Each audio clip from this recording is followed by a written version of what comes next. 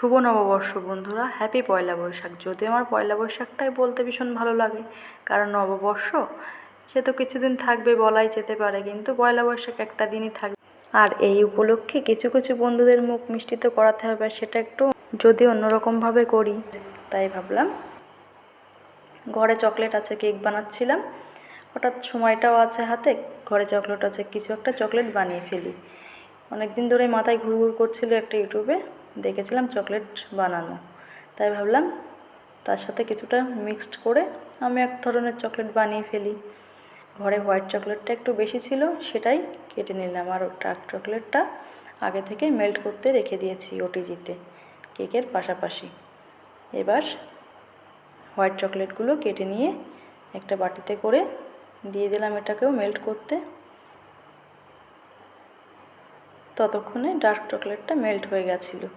তারপরে ভাবলাম কিছু কম্বিনেশন করে আমি একটা অন্যরকম কিছু বানিয়ে ফেলি, যদিও সেটা চকলেটই হবে, যেটা দেখেছিলাম তার থেকে একটু আলাদা। এবার হার্ট শেপের যে মোল্ডটা ছিল সেটাতে আমি অল্প অল্প করে চকলেট ঢেলে নিয়ে বেশ ভালো করে সেটিং করার জন্য ঘুরিয়ে ঘুরিয়ে হার্টটাকে সেট করে নিলাম। নিয়ে আমি ফ্রিজে রেখে দিয়েছিলাম। ফ্রিজ থেকে বের করে এবার হোয়াইট চকলেটটাকে একইভাবে অল্প অল্প করে হার্ট শেপের মধ্যে দিয়ে ঘুরিয়ে ঘুরিয়ে বেশ ভালোভাবে সেট করে নেব। যদি একটু টাইম বেশি লেগেছিল, তবে আমার কিন্তু বানাতে ভীষণ ভালো লাগছিল, যেটা আমার সবসময় সব রকম রেসিপিতে ভালো লাগে। কোনো রেসিপিই যেন আমার কাছে খারাপ লাগে না, কেন আমি জানি না আদৌ। এবার এটাকে ফ্রিজে সেট করতে রেখে দিয়েছিলাম মোল্ডটাকে। যে কেকটা বানিয়েছিলাম, কেকের উপর নিচটা কেটে বাদ দিয়ে ভেতরের যে সাদা অংশটা থাকে সেটুকু দিয়ে আমি এই কাজটা করেছিলাম। বেশ হাত দিয়ে ভালো করে ম্যাশ করে নিয়েছিলাম একটু ঠান্ডা হয়ে যাওয়ার পরে। এবার এটার কিছুটা অংশতে আমি নিয়ে নেব আন্দাজ মতো। একটু বেশি করে হোয়াইট চকলেট দিতে হবে। হোয়াইট চকলেট দিয়ে দিলাম, মেল্ট করা হোয়াইট চকলেট দিয়ে একটু ভালো করে মাখিয়ে নিলাম। একটা আঠা আঠা একটা মণ্ড তৈরি করতে হবে। তারপরে আর কিছুটা অংশ ছিল, সেটুকুতে আমি দিয়েছিলাম ডার্ক চকলেট মেল্ট করা। এবার সেটাকে বেশ ভালো করে হাত দিয়ে মেখে মেখে একটা মণ্ড তৈরি করে নিয়েছিলাম, যেটা পুর বলতে পারো। আর হোয়াইট যে শেপটা বানিয়েছিলাম চকলেটের, তার মধ্যে দিয়ে দিয়েছিলাম ডার্ক যে চকলেটের পুরটা ছিল সেটা দিয়ে দিয়েছিলাম, আর ডার্ক চকলেটের পুরের যে মোল্ড ছিল সেটার মধ্যে দিয়েছিলাম হোয়াইট চকলেটের পুর।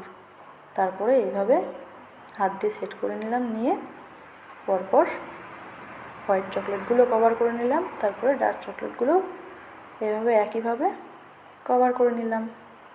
সময়টা কিন্তু বেশ ভালোই লেগেছিল, তবুও আমি সাকসেস হব এই একটা চেষ্টা ছিল, ইচ্ছা যেটা আমার হয় সবসময়ই। এবার আমি ফ্রিজে সেট করতে রেখে দিয়েছিলাম। সেট হয়ে গেলে বের করে আনলাম। সবসময় বরাবরই এই যে আমার মেয়ে এই কাজটাতে হেল্প করে, ওর ভীষণ ভালো লাগে এই কাজটা করতে। আমি এটা আর করি না, ওই করে। এগুলোকে বেশ এই যে দেখতে পাচ্ছ সুন্দর করে বের করে আনছে। ডিমোল্ড করা হয়ে গেলে বেশ সুন্দর হবে। এটাকে ফ্রিজে রেখেছিলাম সেটাই দেখালাম। একটা টিস্যু পেপার এয়ারটাইট কন্টেনারের ভিতরে পেতে তারপর সুন্দর করে সাজিয়ে রেখেছিলাম। এভাবে লেয়ার বাই লেয়ার সাজিয়ে রাখতে হবে টিস্যু পেপার দিয়ে, নয় তো ঘেমে গেলে নষ্ট হয়ে যাবে চকলেটগুলো। এবার দেখো, দেখতে পাচ্ছ কি দারুণ হোয়াইট অ্যান্ড ব্ল্যাক কালারটা, কত দারুণ লাগছে। দারুণ লাগছিল। একটু কম্বিনেশন করে বানিয়েছি, যদিও সে ভিডিওটা এমন ছিল না। আমার মাথায় তো একটু ঘুরঘুর করবেই, অন্যরকম কম্বিনেশন। খুব দারুণ হয়েছিল টেস্টি খেতে। ভিডিওটা কেমন লাগলো অবশ্যই জানিও। যেমন দেখতে ভালো লাগছিল, তেমনি খেতেও টেস্টি, আর সাকসেস হওয়ার একটা আনন্দ আলাদা। সব মিলিয়ে নববর্ষটা বেশ ভালোই কাটলো দিনটা। জানি না বছরের অন্য দিন কেমন কাটবে, তবে অবশ্যই আশা করি ভালো থাকবেন। ধন্যবাদ।